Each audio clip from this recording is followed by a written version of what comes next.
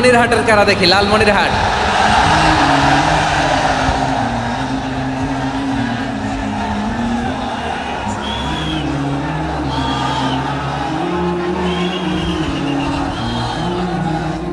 আজ রংপুর বিভাগের আমাদের একটা জেলাতে প্রোগ্রাম হচ্ছে এখানে। এক্স্যাক্টলি আজকের এই দিনে এই মুহূর্তে এখন আমাদের সকলের প্রিয় ডক্টর মিজানুর রহমান আজদারি হুজুরের মাহফিল রংপুরের লালমনিরহাটে। ঠিক আছে না কথাটা?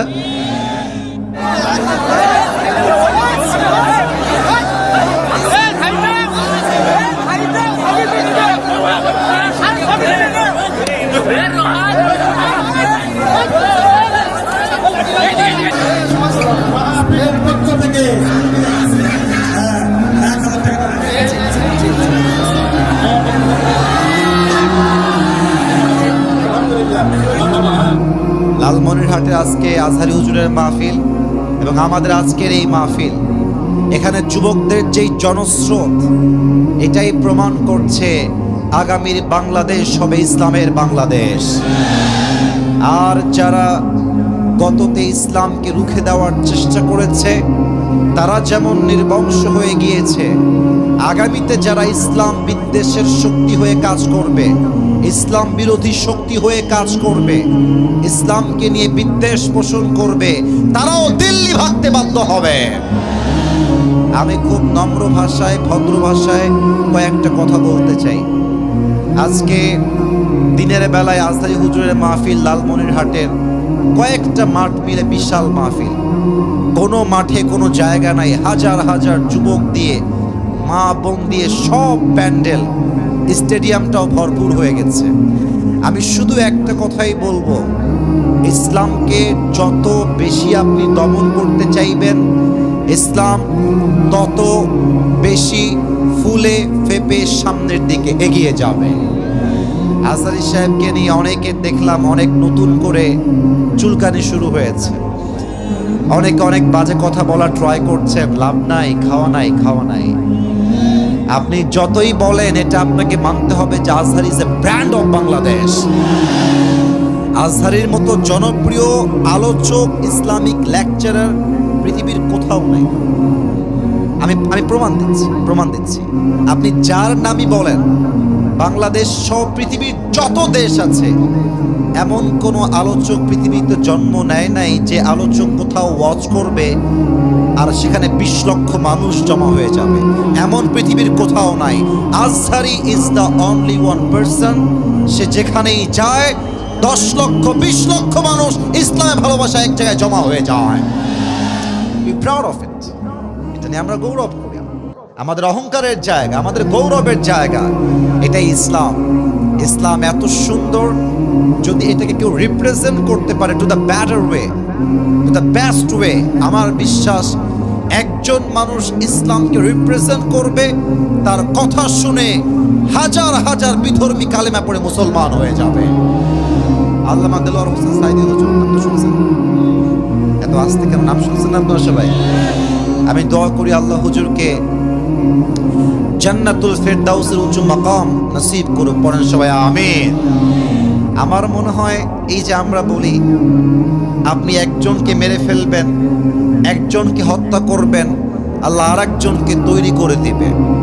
আপনার আল্লামা দেলোয়ার হোসেন সাইদি হুজুরকে মিথ্যা রাজাকারের ট্যাগ দিয়ে জেলের মধ্যে পচিয়ে নির্বিচারে ইনজেকশন পুশ করে হত্যা করেছেন।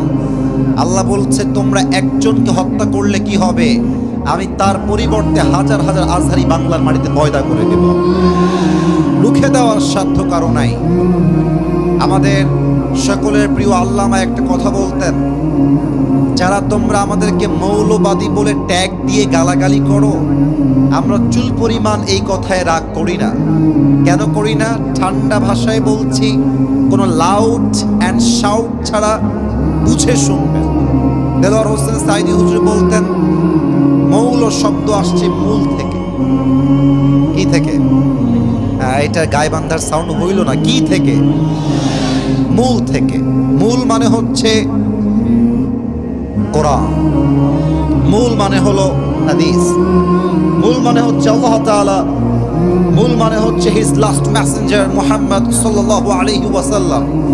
তো উনি বলতেন, যারা আমাদেরকে মৌলবাদী বলে গালি দাও, আমরা হলাম মূলবাদী আর তোমরা সবাই আগাবাদী। এবার গায়েবান্ধার যুবকেরা, মুরব্বী আব্বা জানেরা, সিংহের মতো গর্জন দিয়ে আমাকে আনসার করবেন জোরে।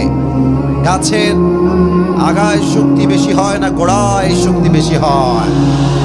উনি বলতেন, তোমরা থাকো গাছের আগায়, চুপচাপ ঝাপটি মেরে বসে থাকো, মারামারি বেশি কইরো না, জুলুমবাজির রাজনীতি কইরো না, আলেমদেরকে ধরে জেলখানায় বন্দী করো না। যদি এরকম জুলুম করতেই থাকো, একটা সময় আসবে এই দেশের 16 কোটি মানুষ গাছের গোড়ায় ধরে একটা ঝাঁকুনি দিবে, ঝাঁকুনির ঠেলায় তোমরা মামুর বাড়ি দিল্লি গিয়ে পড়বা। দিল্লি গিয়েই তারা পড়েছে।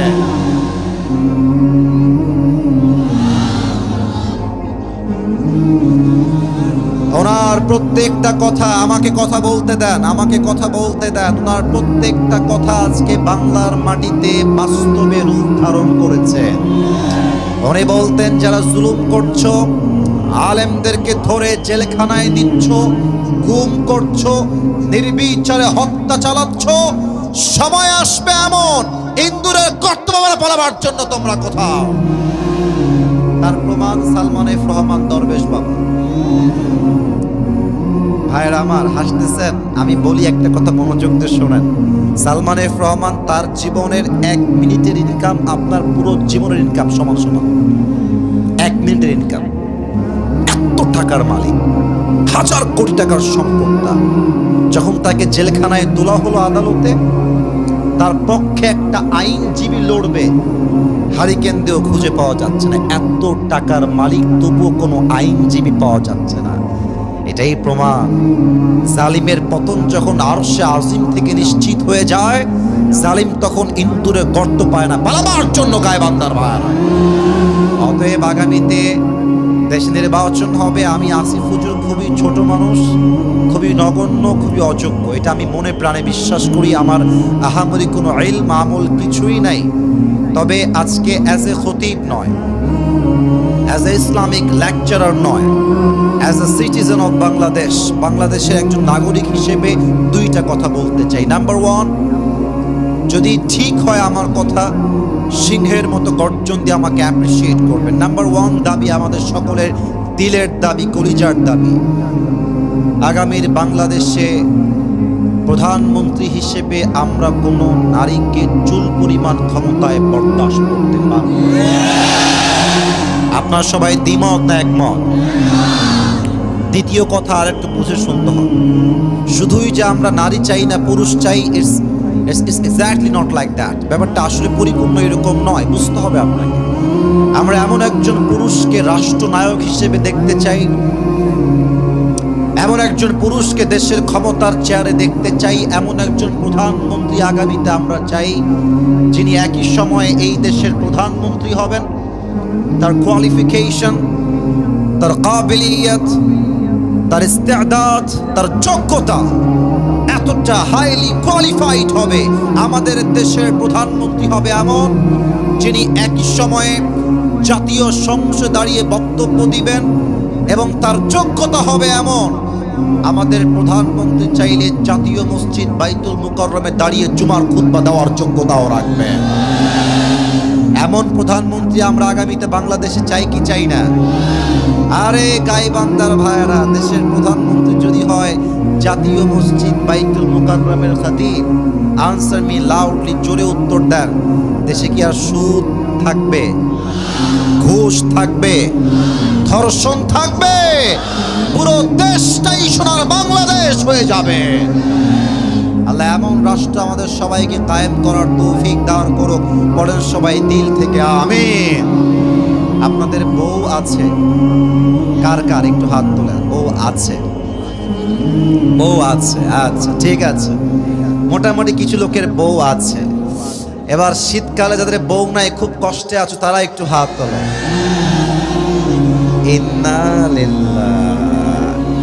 ইন্না লিল্লাহি ওয়া ইন্না ইলাইহি রাজিউন।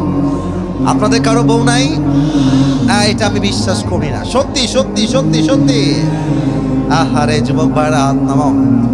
তোমাদের কষ্ট কেউ না বুঝলে আসিফ হুজুর একটু হলেও তোমাদের কষ্ট বোঝে বোঝে বোঝে। আমি একটা কথা আজকে বলতে চাই, আজকে যুবক যেহেতু দেখতে পাচ্ছি, আমি যদি 5টা মিনিট যুবকদেরকে নিয়ে কথা না বলি তাফসীর করার আগে, আমার পেটের ভাত হজম হবে না, যুবকদের পেটের ভাতও হজম হবে না, ঠিক আছে?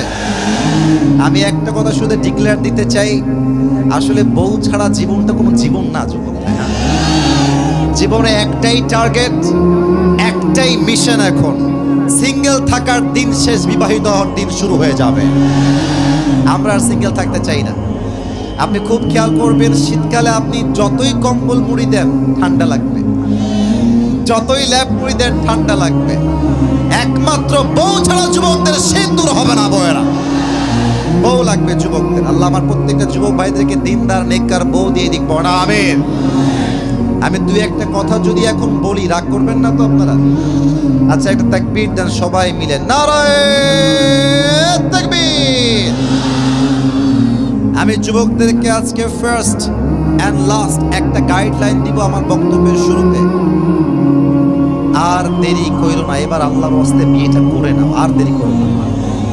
মনে রেখো, আমি বলি মনে রেখো, চরিত্র রক্ষার জন্য বিয়ের চাইতে উত্তম আমল দুনিয়াতে আর দ্বিতীয় কিছুই হতে পারে না। এখন কিছু যুবক আমাকে প্রশ্ন করবে, হুজুর আমি বিয়ে করছি না, এর কারণ হচ্ছে কাকে বিয়ে করব? মেয়ে যদি নষ্ট হয়, চরিত্রহীন হয়, সতীত্বহীন হয়, ধোঁকাবাজ হয়, তাহলে আমি তো ঠকে যাব হুজুর, আমার জীবন তো নষ্ট হয়ে যাবে।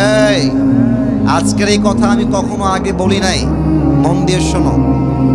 তুমি যদি ভাবো যে আমি আজকে এই মেয়েকে বিয়ে করব না, 2 বছর পরে আমি বিয়ে করব অন্য জায়গায়, তুমি যে 2টা বছর অপেক্ষা করবা বিয়ের জন্য, আফটার 2 ইয়ার্স, 2 বছর পরে তুমি যে অমুক মেয়েকে বিয়ে করবা, ওই মেয়ে যে ধোঁকাবাজ নয়, তুমি আমার গ্যারান্টি লিখে দাও, লিখে দাও, কোনো সন্দেহ নাই।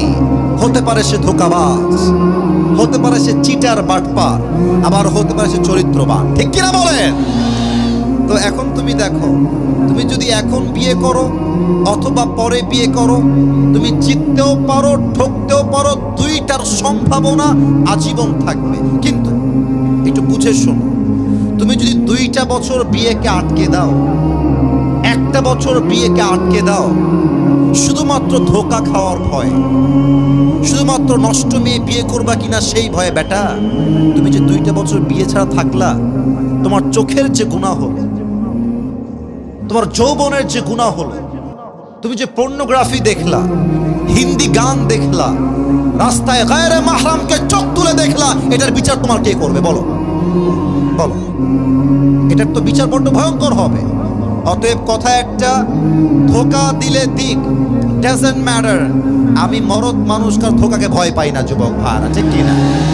আচ্ছা, ধোঁকা খাবা সমস্যা নাই, পুরুষ মানুষ তো বিয়ে একটা নয় 4টা করা যায়। একজন ধোঁকা দিবে, ওইটা বাদ, আরেকটা আমি বিয়ে করব। যতদিন বেঁচে আছি ভালো মেয়ে না পাওয়া পর্যন্ত আমি স্থির হব না, ঠিক কিনা বলেন? অনেকের মাইন্ডে লাগবে কথা শুনতে, বাট কথা এটাই বাস্তব।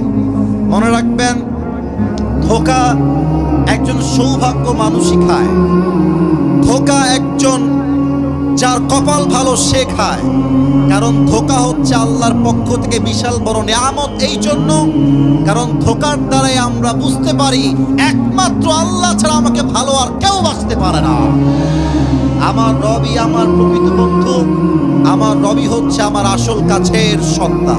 অতএব ধোঁকা খেয়ে যাব, মেয়ে খারাপ হবে, না না না এখন বিয়ে করবো না, আরো সময়, আরো 2 বছর, আরো 1 মাস। বেটা যত সিঙ্গেল থাকবা হায়াত নষ্ট হবে, তোমার এনজয়মেন্ট নষ্ট হয়ে যাবে যুবক ভাইরা, ঠিক কিনা? আল্লাহ প্রত্যেকটা যুবককে সময় মতো চরিত্রবান মেয়ে দেখে বিয়ে করার তৌফিক দান করে, পড়েন সবাই আমিন।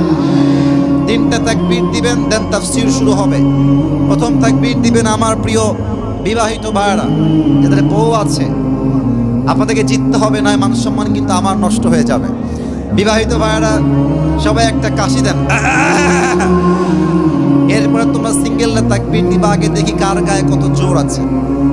বিবাহিত ভাইরা প্লিজ গায়ে একটু জোর নিয়ে তাকবীর দিবেন। মুরব্বীরা রেডি হন, নারায়ে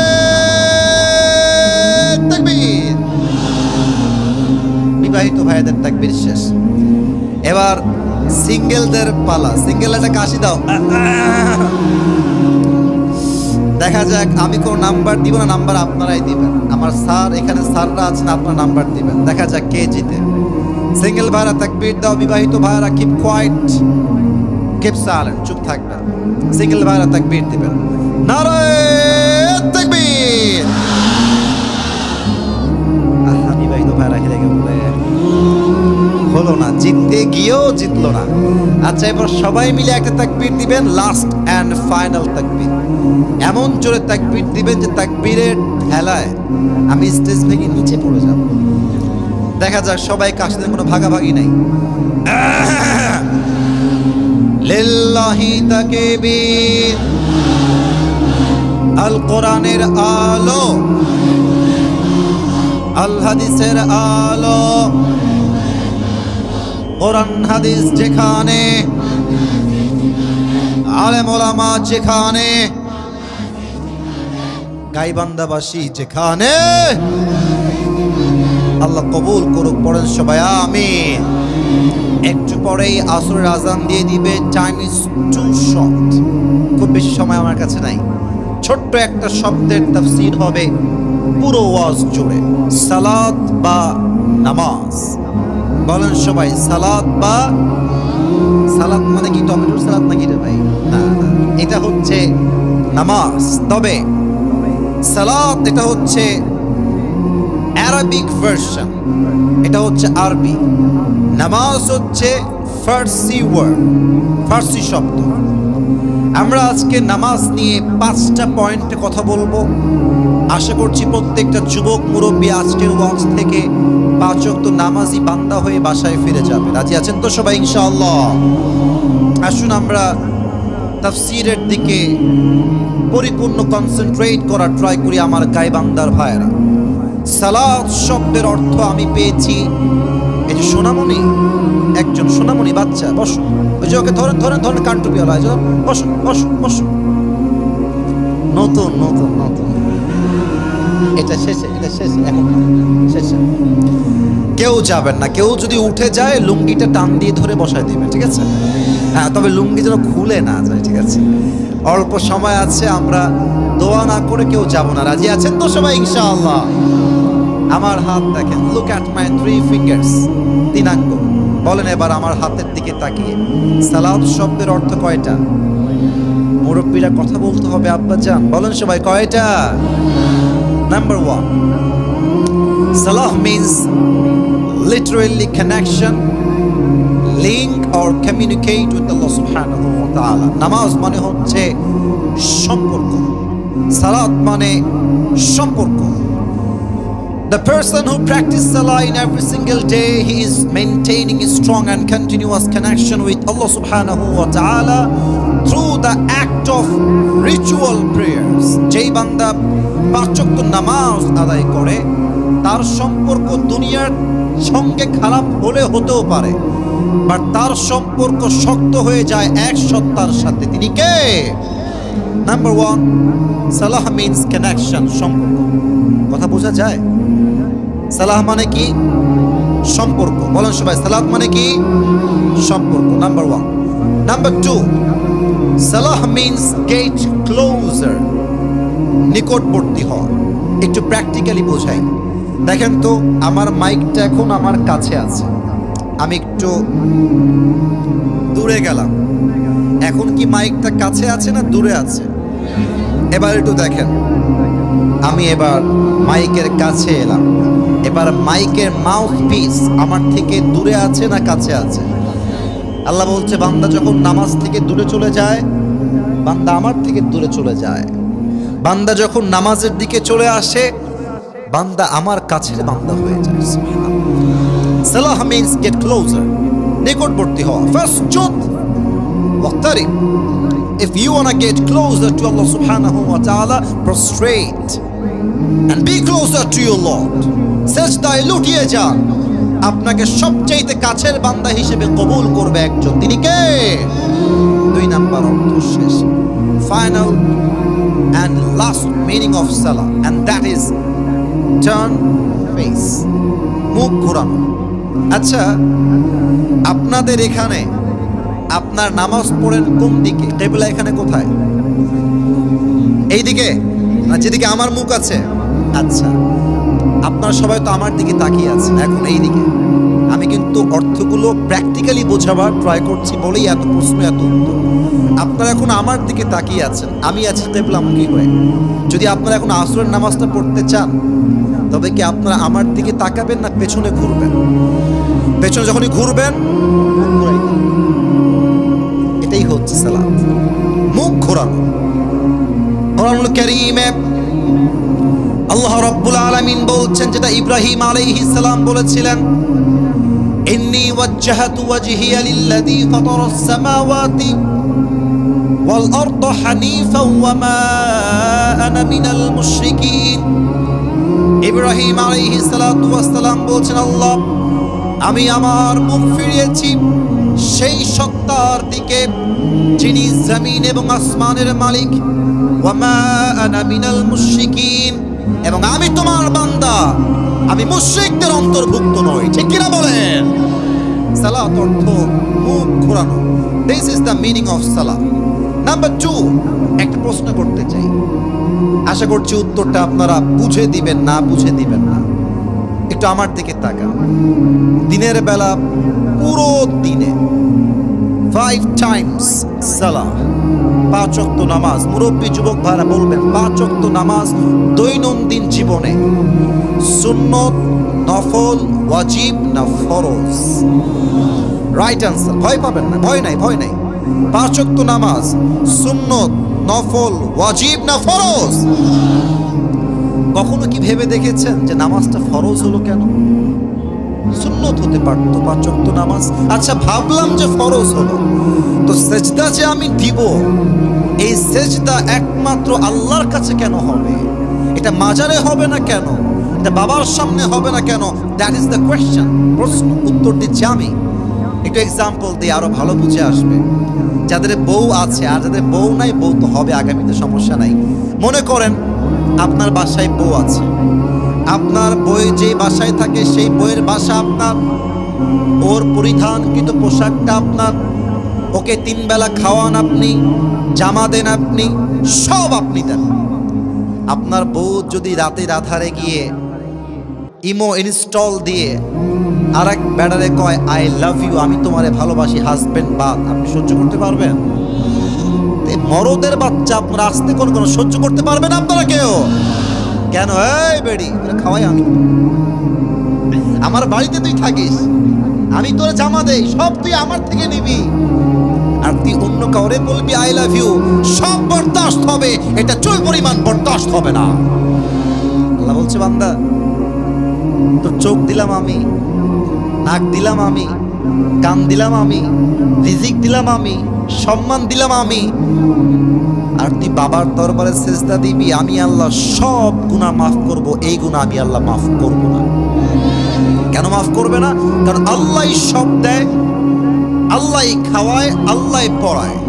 So if you want to prostrate to anybody, Allah is the only one who is worthy of it. এই জমিনে আমার মাথা যদি সেজদায় ঝুঁকে, একমাত্র আমার রবের সামনে ঝুঁকবে, এটা মাজারে কোনো বাবার সামনে ঝুঁকবে না। ঠিক কিনা বলেন? নাম্বার 2, নাম্বার 3 পয়েন্ট শর্টকাটে বলার ট্রাই করছি, because time is too short. কিছু ঘটনা আমাকে সামনে গিয়ে বলতে হবে, সময়ের প্রয়োজন। এবার আমাকে একটা উত্তর দেন, আমাদের দেশের যিনি এখন প্রধান উপদেষ্টা, তার নাম কি? ডক্টর ইউনূস সাহেব। নামটা খুব মারাত্মক, বিপদের দোয়া, দোয়া ইউনূস। আমাদের যিনি কনফার্ম জান্নাতি আপা ছিলেন, তিনি ভাবছেন যে যাব কোথায়, দেশে থাকলেও ইউনূস, বিপদে পড়লেও ইউনূস, ঝামেলার শেষ নাই। হ্যাঁ, তো আমি সবাইকে একটা কথা বলতে চাই, আমাদের যিনি বিগত প্রধানমন্ত্রী ছিলেন, তাকে নিয়ে আমি খুব বেশি কথা বলতেও চাই না, আমার কথা বলার কোনো রকম রুচিও আজকে নেই। আমি জাস্ট এতটুকু বলবো, উনি বুঝিয়েছেন অভিনয় করতে হয় কেমন করে। হ্যাঁ, অবাক কর অভিনয়। মেট্রো রেল আগুন লেগে গেল, টিস্যু দিয়ে, মানে আমি তো অভিনয় করতে পারি না, এমনি কাঁদতেছে আর বলতেছে যে আমার এই মেট্রো রেল ঠিক করতে 300 কোটি টাকা লেগে যাবে। আমার কলিজে আঘাত লাগলো, ইস ইয়ার ইয়ে বহুত বড় নুকসান হো গয়া, ইয়ে ঠিক নেই হওয়া, এটা যুবকরা ঠিক করে নাই না। মনে মনে ভাবলাম যে 300 কোটি ইয়ে তো বহুত বড় নুকসান হ্যাঁ। পরে দেখলাম উনি বিদায় নিয়ে চলে গেলেন মামুর বাড়ি দিল্লিতে। ডক্টর ইউনূস সাহেব আসলেন, 300 কোটি আর ইয়ে তো বহুত দূর কি বাত হ্যাঁ, 20 কোটির কমেই মেট্রো রেল ঠিক হয়ে গেছে। তখন আমি বুঝতে পারলাম আমার আপা যদি প্রধানমন্ত্রী না হয়ে অভিনেত্রী হতেন, পুরো বিশ্বকে অভিনয় করে কাঁপায় ফেলতো যুবক ভাই। একবার ভাবেন তো, 300 কোটি 20 কোটির থেকে নিয়ে গেছে 300 কোটি। আমরা একবার ধরতে পেরেছি, মিডিয়ার মাধ্যমে একবার ধরেছি। 16 বছরে এমন কত কোটি পাচার হয়েছে, জাস্ট থিঙ্ক অ্যাবাউট ইট, একটু ভাবেন। পুরো দেশটাকে তারা দেউলিয়া বানায় ছেড়েছে যুবক ভাইরা। ডক্টর ইউনূস সাহেবের জন্য এই মেসেজটা আল্লাহ দিয়েছে, শুধু ওনার জন্য নয়, দেশের যত জায়গায় যত প্রধানমন্ত্রী আছে, this is the same message for everyone, for every prime minister of the world, সবার জন্য একটা মেসেজ। আল্লাহ বলছেন, আল্লাযীনা ইম্মাক্কান্নাহুম ফিল আরদি আকামুস সালাহ ওয়া আতাউজ যাকাহ। যখন ইসলামী খেলাফত হবে, কেউ প্রধানমন্ত্রী যখন নির্বাচিত হবে, তার প্রথম কাজ একটা, আল্লাহ বলেছেন প্রথম কাজ কি? নামাজকে অপশনাল নয়, নামাজকে বাধ্যতামূলক কায়েম করতে হবে। ঠিক কিনা বলেন?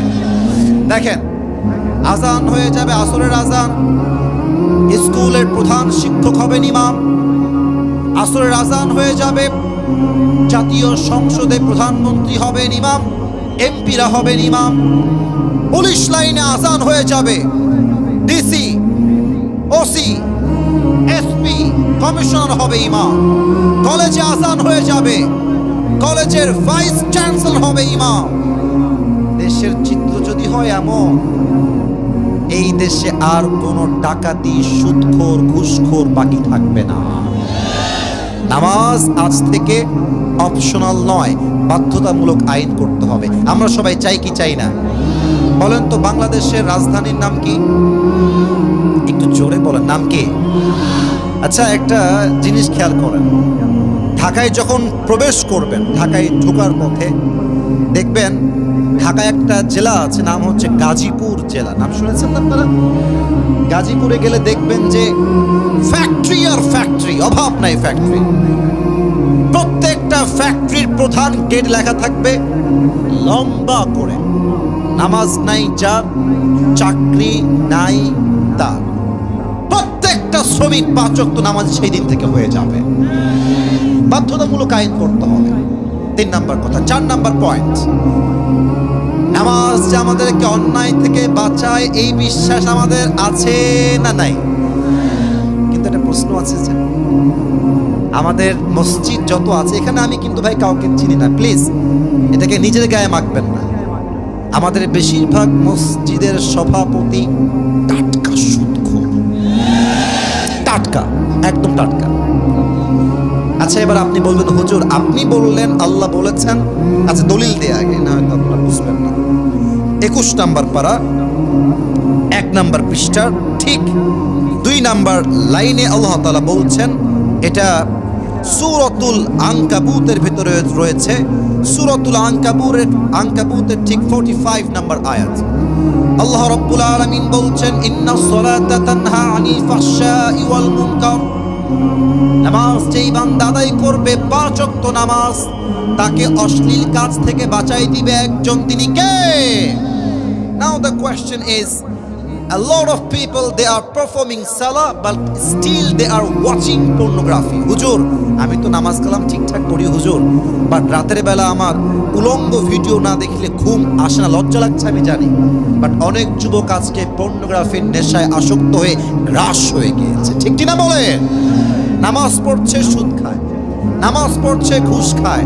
আর আমার কলিজার টুকরার প্রিয় বোনেরা, মাশাআল্লাহ, বোরকাও পরে, হাতও ঢাকা, পাও ঢাকা। রংপুরে যখন ঘুরতে যাই, মাহফিলে যাই, মাশাআল্লাহ, হাতও ঢাকা, পাও ঢাকা, মুখও ঢাকা। এত সুন্দর বোরকা, মনে হবে আর ইয়ে তো अभी के अभी जन्नत से भाग के दुनिया में आई। এত ভালো মেয়ে তো জীবনে আমি দেখি নাই রে বাবা। কিন্তু আমি যখন দেখি যে মেয়েটা বোরকা পরে, হিজাব পরে, নেকাব পরে রাস্তায় বাদাম খাচ্ছে আর বয়ফ্রেন্ডের সঙ্গে প্রেম করছে, আমার মাথায় একটা কথাই ঘোরে, এদের বোরকার উপরে ফিটফাট, ভেতরে পুরোটাই সদর ঘাট। হুজুর নামাজ পড়ি, আমি তো এখনো পর্নোগ্রাফি দেখি, এখনো তো গান শুনি, হারাম কাজ করি, তাহলে তো নামাজ আমাকে অন্যায় থেকে বাঁচালো না। প্রশ্নের উত্তর আছে না নাই? আগে একটা কথা ক্লিয়ার হই, আল্লাহ বলেছেন নামাজ তোমাকে অশ্লীল কাজ থেকে বাঁচাবেই।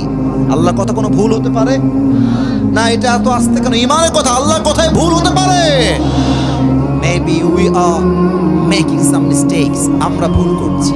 নাম্বার ওয়ান ভুল, নামাজ আমরা পড়ি, নামাজ পড়ি এইখানে মসজিদের ভেতরে আলহামদুলিল্লাহি রাব্বিল আলামিন। যুবক মনে মনে ভাবছে এই তো আমার গার্লফ্রেন্ড একটা মেসেজ মনে হয় আমাকে দিল। হাসতেছেন, এটাই বাস্তব। আমার বাবাও একজন খতিব, আলহামদুলিল্লাহ। আমার বাবা প্রায় 25 থেকে 30 বছর যাবত খতিব এবং ইমাম। এখন তো যেই মাস চলছে, মাসটা হচ্ছে জানুয়ারি মাস, তাই না? আপনারা দেখবেন যখন অক্টোবর থাকে, নভেম্বর থাকে, অক্টোবরই বলি, দেখবেন যে গরমও না আবার পরিপূর্ণ শীতও না, কেমন যেন একটা উষ্ণ উষ্ণ ভাব, কখনো ঠান্ডা কখনো গরম। তা আমি আব্বুর মসজিদে অ্যাজ এ মুসল্লি নামাজ পড়তে গেলাম। নামাজ পড়তে দাঁড়িয়েছি পেছনের কাতারে। আমার আব্বু জোহরের নামাজ আদায় করাচ্ছেন অ্যাজ এ ইমাম, অ্যাজ এ লিডার। তো আমি পেছনে দাঁড়িয়ে আছি, তো এক মুরব্বী আমার পাশে আছে। তো যুবকদের গায়ে তো একটু রক্ত বেশি, গরম লাগে একটু বেশি। তো এক ছেলে নামাজ পড়তে আসছে, নামাজের মাঝেই এসে কোনো কথা নাই ঠাস করে ফ্যানটা অন করে দিয়েছে। আর আমার পাশের যিনি মুরব্বী আছেন নামাজের মধ্যে বলছে ফ্যানটা বন্ধ করে দাও। আচ্ছা আপনারা কম, এই যে আমার মুরব্বী আব্বাজান নামাজে বললেন ফ্যানটা বন্ধ করে দাও, আমার আব্বাজানের নামাজ কি আছে না গেছে? আরে কথা কোন আছে না গেছে? গেছে। আমার আর এক বন্ধু আছে, ও আবার আর এক মসজিদে ইমামতি করে এবং খতিবও ছিল। একদিন নামাজ পড়াচ্ছে আসরের নামাজ। বলেন তো আসরের নামাজ কয় রাকাত? এই যারা কথা কয় না, বলেন সবাই কয় রাকাত? আমার বন্ধু 3 রাকাত পরে উঠে গেছে, আল্লাহু আকবার। কিন্তু আমাদের ওই মসজিদের যে সভাপতি ছিলেন তিনি ভেবেছেন 4 রাকাত হয়ে গেছে, হুজুর মনে হয় মিস্টেকলি উঠে গেছে। তো উনি একটু ঘেটা টাইপের ছিলেন, উনি আর ওঠেন নাই, উনি বসে থেকেই বলছে আল্লাহু আকবার, আল্লাহু আকবার, মানে হুজুর বসেন। আর পাশে ছিল সেক্রেটারি, উনি বলছে ঠিক আছে রে উঠে যা, উঠে যা।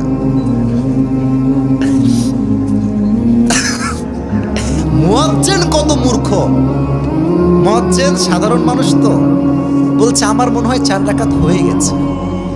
আচ্ছা বলেন, এই যে 3 জন কথা বললো, একজনেরও নামাজ কি আছে? আছে আছে আছে আছে? কারো নামাজ নাই। নামাজ পড়ি এখানে, মন থাকে আর এক জায়গায়, যা মন চায় তাই করতেছি। 1 নম্বর। নাম্বার 2, আল্লাহু আকবার, সুবহানাকাল্লাহুম্মা ওয়া বিহামদিকা ওয়া তাবারাকা ইসমুকা ওয়া তাআলা জাদ্দুকা ওয়া লা ইলাহা গায়রুক। প্রত্যেকটা মুরব্বী আব্বাজান, যুবক ভাইয়ার, আম্মা জানেরা, 5 ওয়াক্ত নামাজে সানা যখন পড়ছেন, আপনাকে আমি প্রশ্ন করতে চাই, কয়জন আছেন এমন যারা সানার পরিপূর্ণ অর্থ জানেন? আপনি যে পড়ছেন সূরা ফাতিহার সঙ্গে কিরাত, ইন্না আ'তাইনাকাল কাউসার, do you know the meaning of it? তুমি কি জানো এর অর্থ কি? 80% যুবক বলবে হুজুর আমি এর অর্থ জানি না। অর্থ যদি আপনি না জানেন, নামাজে আপনার মন থাকবে না। আমি একজন ওমরাহ করা মানুষ, আমি যখন ওমরায় গেলাম ফর দ্য ফার্স্ট টাইম, আমি কাবার সামনে দাঁড়িয়ে যখন নামাজ পড়ছি, still I can remember that time. আমি পড়ছি নামাজ, ডানে বামে আওয়াজ আসছে, চিৎকার করে কান্না করছে, আর প্রত্যেকের কান্নার ধ্বনি আমার কানে বাজতেছে। প্রথমে বুঝি নাই যে কেন কান্না করছে, কারণটা কি।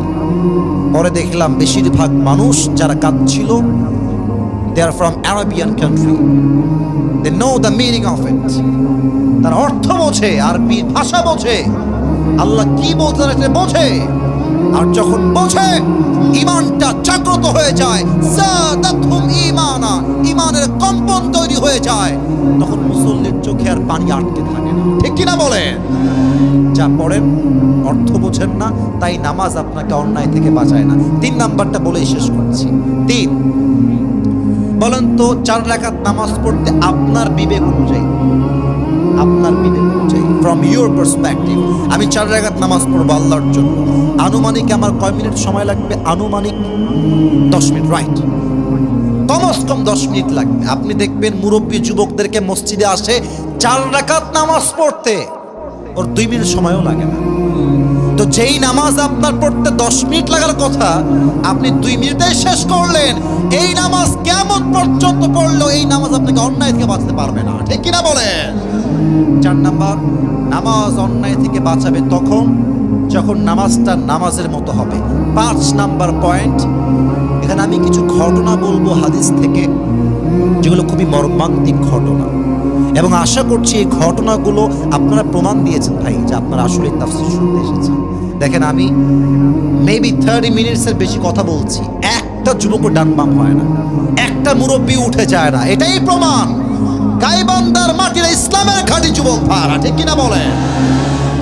এবার আমাকে উত্তর দেন, নামাজ এটা কি একা পড়া উত্তম না জামাতে পড়া উত্তম? জামাতে পড়া উত্তম। আল্লাহর হাবিব সাল্লাল্লাহু আলাইহি ওয়াসাল্লাম একদিন সাহাবা একরামদেরকে নিয়ে বসে আছেন। উনি বলছেন, সাহাবা একরাম শোনো, আল্লাহর এমন একজন প্রিয় বান্দা এই জমিনে আছেন। এই কথা ভালো করে শুনতে হবে, ঘটনা তো, মূল কথা না বুঝলে আপনি মেসেজটা, একজন যাক, ওর কোনো কাজ আছে বিদায় সে যাচ্ছে, যাক, একজন is not a big deal. 2 জন উঠলে ঠ্যাং ভেঙে দিব একেবারে জায়গাতে, কেউ যাবেন না। সময় একদম আরো সময় বেশি নেই, আমাকে হাদিসের ঘটনা বলতে দেন, ঘটনা শেষ দোয়া হবে। উনি বললেন যে, আচ্ছা একটু পরে দেখছি, বলছেন যে একজন ব্যক্তি আছেন এমন যাকে আল্লাহ দুনিয়ার সমস্ত জাগতিক সুখ দিতে চেয়েছেন, তবে তিনি সমস্ত সুখকে রিজেক্ট করে আল্লাহর সঙ্গে সাক্ষাৎ করাকে সবচেয়ে বেশি উত্তম মনে করেছেন। সুবহানাল্লাহ পড়বেন না আপনারা সবাই? সব সাহাবী চুপচাপ শুনে বসে আছে, নবীজি চলে গেছেন। কিন্তু সাহাবীরা দেখছে আবু বকর রাদিয়াল্লাহু তাআলা আনহু এই কথা শুনে কাঁদছে। একজন সাহাবী বলছে, ইয়া আবু বকর, তুমি কাঁদছো কেন? কি কারণ? আবু বকর ডাক দিয়ে বলছে, তোমরা নবীর কথার অর্থ বোঝো নাই যে অর্থ আমি বুঝে গেছি। দুনিয়াতে নবীজি একমাত্র এমন মানুষ যাকে আল্লাহ তাআলা দুনিয়ার সমস্ত সুখ দিতে চেয়েছেন, বা নবী সমস্ত সুখকে মাইনাস করে আল্লাহর সঙ্গে সাক্ষাৎ করাকে সবচেয়ে বেশি উত্তম মনে করেছেন। সুবহানাল্লাহ পড়েন সবাই। এর মেসেজটা হচ্ছে, নবীজি দুনিয়াতে আর বেশি দিন বেঁচে থাকবেন না, নবীর হায়াত শেষ। ঠিক সেই দিন এশারের নামাজের সময় যখন হয়ে গেল, সাহাবা একরাম অপেক্ষায় আছে, নবীজি আসবেন, জামাতের সঙ্গে আমরা নামাজ আদায় করব। আধা ঘন্টা হয়ে যায়, 40 মিনিট পার হয়ে যায়, নবীজি নামাজ পড়াতে আসছেন না। নবীর গায়ে প্রচন্ড পরিমাণে জ্বর আঘাত করেছে। দীর্ঘ লম্বা সময় পরে সাহাবা একরাম বলে, আবু বকর, নবীজি হয়তো আসবেন না, তুমি আজকে ইমাম হয়ে দাঁড়িয়ে যাও। আবু বকর নিজেই ইমাম হয়ে দাঁড়িয়ে গেলেন। আল্লাহু আকবার। নামাজ শুরু হয়ে গেল। আবু বকর রাদিয়াল্লাহু তাআলা আনহু যখন কিরাত তেলাওয়াত করছেন, কিরাতের প্রত্যেকটা ধ্বনি নবীজির ঘরে গিয়ে পৌঁছে গিয়েছে। নবীজি বলছে, আয়েশা এদিকে আসো। এসেছে। নবীজি কি করবো বলেন? বলছে, আমি তো জ্বরে আক্রান্ত, উঠতে পারছি না, আমার পিঠ দেখেন, পিঠের দিকে। বলছে, তুমি আমার পিঠে একটু হালকা 2 হাত দিয়ে ভর করে আমাকে একটু উঠিয়ে দাও, আর ঘরের জানালাটা খুলে দাও। জানালা খুলে দেওয়া হলো, নবীকে ওঠানো হলো। নবীজি মসজিদে নববীর দিকে চোখ তুলে এমনি তাকিয়ে আছে, আর আয়েশা দেখছে নবীর 2 চোখ বেয়ে বেয়ে পানি ঝরছে। ইয়া রাসূলুল্লাহ, আপনি কাঁদছেন কেন? কান্না কেন আপনার চোখে? নবীজি বলছে, আয়েশা, আমার এই চোখের পানি কষ্টের পানি নয়। আজ আমার চোখের সামনে যেই জামাতটা আমি দেখতে পাচ্ছি, এই আল্লাহর জমিন আল্লাহর নামাজের জামাত কায়েম করবার জন্য উহুদের ময়দানে আমার দান্দান মোবারক শহীদ হয়েছে, তায়েফের জমিনে আমার রক্ত ঝরেছে, হাজার সাহাবীর জীবন গিয়েছে, হাজার যুবকের তাজা রক্তের বিনিময়ে আল্লাহর এই জমিন আল্লাহর জামাত কায়েম হয়েছে। ঠিক কিনা বলেন? নামাজ একা নয়, জামাত আদায় করবে। যেই দিন নবীজি মারা যাবেন, ইন্তেকালের দিনে, এটা আমার হাদিসের শেষাংশ, last part of my speech. প্রবাদ বাক্য আমরা সবাই জানি, শেষ ভালো যার সব ভালো তার। আমাকে আর 5টা মিনিট আল্লাহর ওয়াস্তে সময় দেন। নবীজি ইন্তেকালের দিনে ফজরের সময় শুয়ে আছে নামাজ পড়ে, একদম সুবহে সাদিকের সময় জিবরাইল আসছে, এসেই বলছে আসসালামু আলাইকা ইয়া রাহমাতাল লিল আলামিন। নবী হে, আপনাকে সালাম, আল্লাহ আপনাকে সালাম পাঠিয়েছে। সুবহানাল্লাহ পড়বেন না আপনারা সবাই? নবীজি উত্তর দিলেন, জিবরাইল বলছে নবী কেমন আছেন? নবীর গায়ে এত জ্বর যে নবী যে ডান কাত থেকে বাম কাত হবেন, he hasn't that power, he hasn't that strength in his body, সেই শক্তিটাও নাই। এত কষ্টেও নবীজি বলছেন, জিবরাইল আলহামদুলিল্লাহ আলা কুল্লি হাল, আল্লাহ আমাকে অনেক ভালো রেখেছে। সুবহানাল্লাহ পড়বেন না আপনারা সবাই? একটা কথা অপ্রাসঙ্গিক বলে ফেলি, প্রাসঙ্গিক না যদিও বা অপ্রাসঙ্গিক হবে। এই একটা বাক্যই ফুল ওয়াজের বাহিরে বলছি, মূল বক্তব্যের বাহিরে আমি একটা কথাও নামাজের বাহিরে বলি নাই, এটাই বলছি। আমার মনে হয় এই মেসেজ থেকে শিক্ষা আছে আমাদের সবার জন্য, কারণ এখান থেকে নিয়ে যতজন আজকের মাহফিলে এসেছে, if I am not making any mistake, যদি আমার ভুল না হয়, এটা আমার আন্তরিক বিশ্বাস, আমি সহ সবাই আমরা এখানে মধ্যবিত্ত পরিবারের সন্তান। ভুল বললাম না ঠিক বললাম? যারা আপনারা আমাকে একটু একটু চেনেন, আমি আমার একটা ওয়াজে বলেছিলাম যে মধ্যবিত্ত পরিবারের সন্তান মানেই হচ্ছে এক একটা ব্র্যান্ড। যুবক ভাই, কেন ব্র্যান্ড? সাইকেল দিবেন আমার চলবে, বাইক দিবেন আমার চলবে, কার দিবেন আমার চলবে, বলবেন যে কিছুই দিব না, হেঁটে হেঁটে আসতে হবে, মাইলকে মাইল আমি হাঁটতে পারবো, কারণ আমি মধ্যবিত্ত পরিবারের সন্তান। ভাত দিবেন, ডাউল দিবেন চলবে, ভাত দিবেন, সবজি দিবেন চলবে, ভাত দিবেন, ভর্তা দিবেন চলবে, ভাত দিবেন, কিছুই দিবেন না, এক গ্লাস পানি দিবেন, একটা মরিচ দিবেন, পান্তা ভাত হলেও আমার চলবে। আপনি আমাকে খাট দিবেন ঘুমাবো, খাট দিবেন না তাও ঘুমাবো, কম্বল দিবেন ঘুমাবো, কম্বল দিবেন না তাও ঘুমাবো, বালিশ দিবেন ঘুমাবো, বালিশ দিবেন না তাও ঘুমাবো, ফ্লোর দিবেন, টাইলসে আমি শুয়ে যাব। কারণ কি? আমি বড়লোক ঘরে হাপুস ধুপুস খেয়ে বড় হওয়া ব্রয়লার মুরগি না। আমি মধ্যবিত্ত পরিবারের সন্তান। আমি যেমন আরাম করতে পারি, আমি চাইলে ঘাড় ভাঙ্গা কঠোর পরিশ্রম করতে পারি। যুবক ভাইরা, নবীজি মেসেজ দিচ্ছে আমাদের জন্য। অবস্থা যতই খারাপ হোক, যদি কেউ বলে এই কেমন আছো, সব ভুলে যাবা, বলবা আলহামদুলিল্লাহ। আমি প্র্যাকটিস করি সবার সাথে, নিজেও প্র্যাকটিস করছি। আমি নিজেও একজন মধ্যবিত্ত পরিবারের ছেলে, সবাইকে বলবো প্র্যাকটিস হিসেবে, এই কেমন আছেন? না হয় নাই আলহামদুলিল্লাহ, আবার জোরে শুনতে চাই, কেমন আছেন? এটা লাভ কি হবে জানেন? কোরআন থেকে রেফারেন্স দিই না, আবার বলবেন ভুয়া কথা বলছি। ইন্নামা ইউওয়াফাস সাবিরুনা আজরাহুম বিগাইরি হিসাব। যারা সুখে দুঃখে ধৈর্যের সাথে শুকরিয়া আদায় করবে, কিয়ামতের দিন আল্লাহ তাকে বিনা হিসাবে জান্নাত দিবেন। They will be given their reward without measure. কোনো হিসাব হবে না। আল্লাহ বলবে এই শুকর গুজার বান্দা বের হও, এই সবরকারী বান্দা বের হও।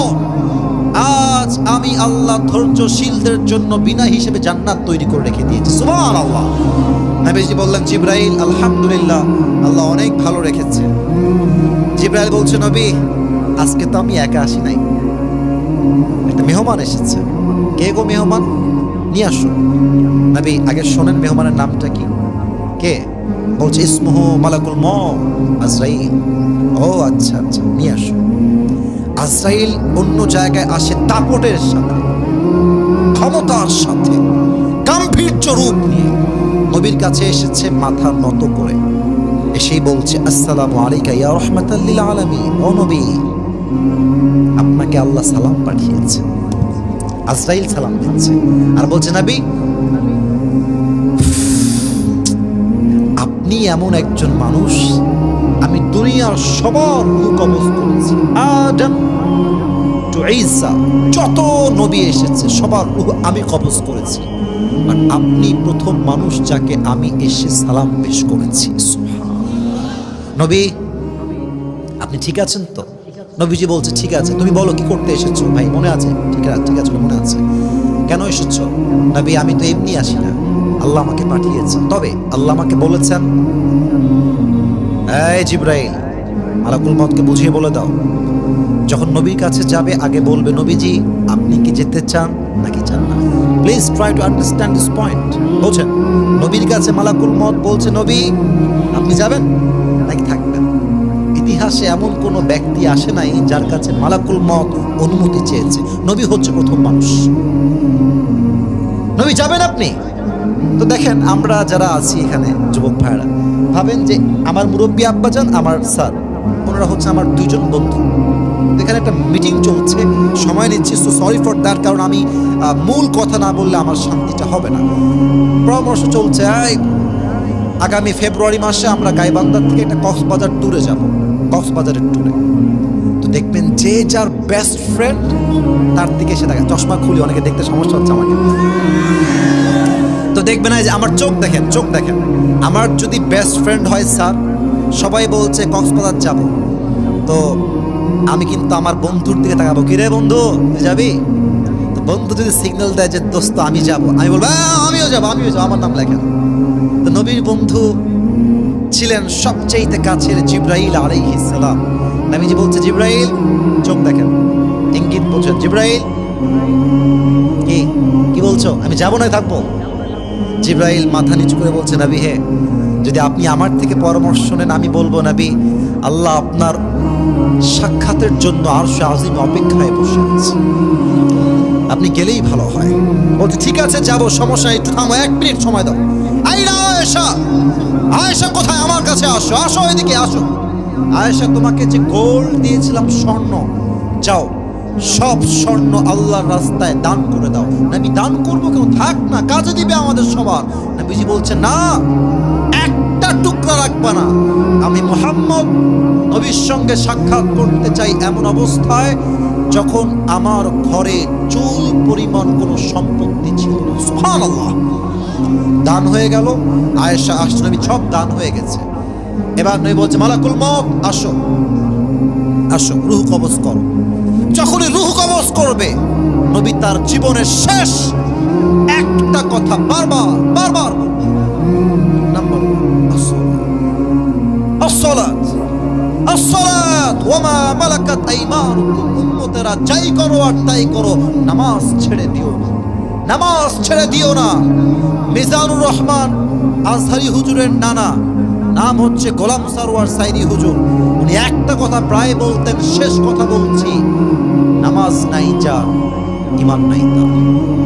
নামাজ নাই যার, মুসলমান হিসেবে পরিচয় দেওয়ার কোনো যোগ্যতার নাই। যুবক ভাইরা ঠিক কিনা বলেন? নামাজ হচ্ছে মুসলমানদের জীবনের সবচেয়ে বড় পরিচয়।